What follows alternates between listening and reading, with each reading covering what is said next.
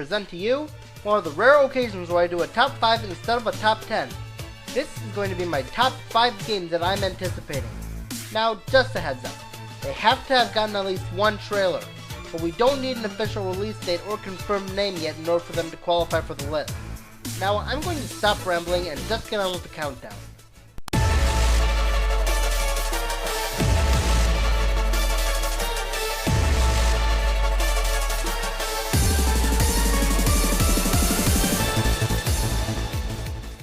Zelda is one of my all-time favorite video game franchises. It brought me games like Twilight Princess, Ocarina of Time, and Spirit Tracks, all which are not only some of my favorite games of the franchise, but also some of my favorite games on their respective systems. So, The Legend of Zelda Breath of the Wild. For starters, the landscape looks beautiful. Just look at everything. And yes, horse riding is back! Finally! It might not be Epona, but it's still great to see it come back. But the main reason it's on here? Because it's Zelda. How can you go wrong with that? But you're probably asking why it's at the bottom of the list. And that's because I am not really looking forward to the survival system. As I've stated before, adding realistic elements in a video game isn't always worth it. It didn't work in Shadow of the Colossus, and I doubt it will work here. Because the stupid Oregon Trail stimulation looks like it's going to be an annoying interruption to your game. That raises some red flags for me personally that the horse controls might be as bad as Agro's controls in Shadow of the Colossus. Well, then again, we can't judge a book by its cover, so I'll just wait and see how it turns out. I'm still pretty pumped for it.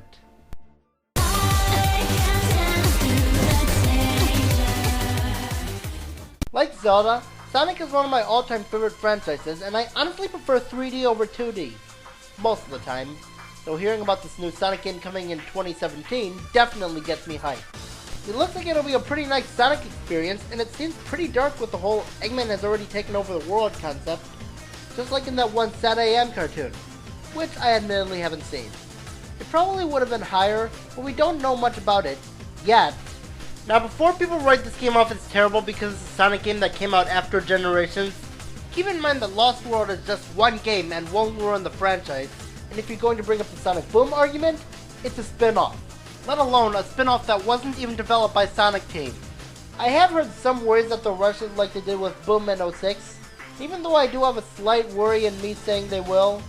Considering they're not releasing the 25th anniversary game in the right year, I guess we can assume that it's because they actually want work done on the game. So why do I want it more than Sonic Mania? Well, because once again, I prefer modern Sonic over classic Sonic. Let's just hope that they don't rush it again. Paper Mario Color Splashes. Why are you giving me those looks? Let me finish the entry. Paper Mario Color Splash is another game that I am excited for. Now, as some of you may know, I like Sticker Star, and so I bet Color Splash will be awesome too. Painting everything looks like it'll be tons of fun, and the super weapons are back. I bet those will be satisfying to use once more. And do my eyes deceive me? Or do we finally get paper Koopalings after all this time? I don't care what anyone says, I find the concept of Toads getting their color erased actually sounds quite horrifying. And it looks like it'll at least have some of what gave the previous Paper Mario stories some meaning. I hope. But what I do agree with fans on is that I wish they had gone back to the roots, as in using a true overworld rather than a map, and I wish they brought back the experience system. I mean, they should know about the hate that Sticker Star got, and yet they still didn't fix the problems that I actually did have with it. Even still, I'm still pretty pumped for Color Splash. This game is almost upon us, and I can't wait to play it this Friday.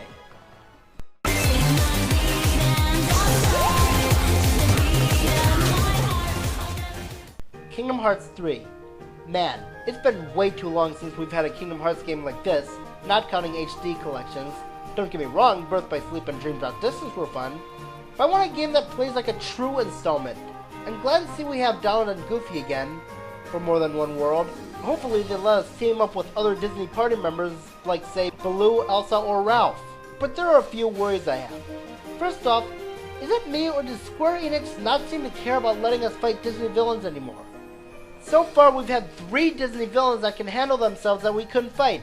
I can see why we couldn't fight Lady Tremaine or the Queen of Hearts, but the Snow White Queen had these potions that contain dark magic, Gaston is the strongest man in town, and the villain from Big Hero 6 had the power to control all these microbots.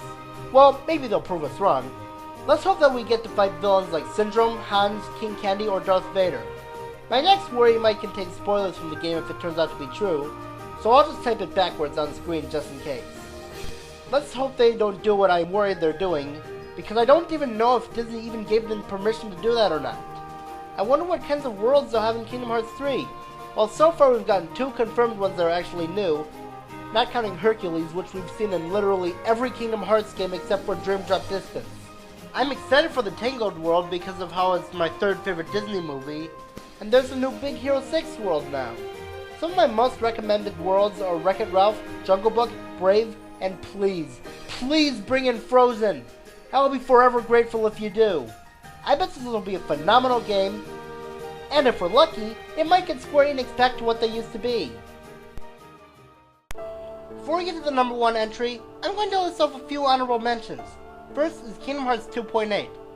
Now we finally get to find out what happened to Aqua in the Realm of Darkness, and it'll be interesting playing in the ruined worlds. You know, assuming that the Castle of Dreams isn't the only one. Next up is that one Pikmin 3DS game. Even though I prefer a fully fledged Pikmin installment, I guess it will be interesting to see Pikmin trying something new. Lastly, Shantae Half Genie Hero. This game has been delayed way too many times, but thankfully it looks like it's going to come out by the end of the year, assuming it doesn't get delayed again. I think the art style looks kinda weird, but it'll probably grow on me as I play through it.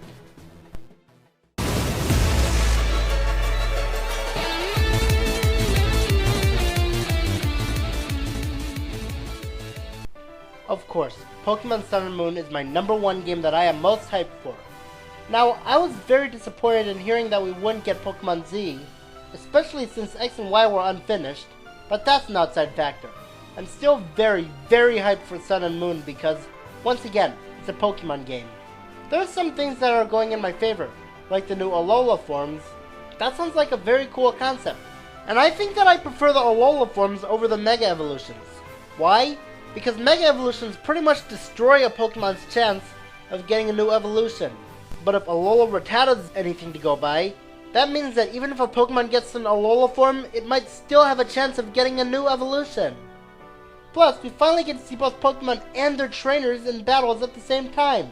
I know this was in Colosseum and Gale of Darkness, but now I get to see it in the main series games.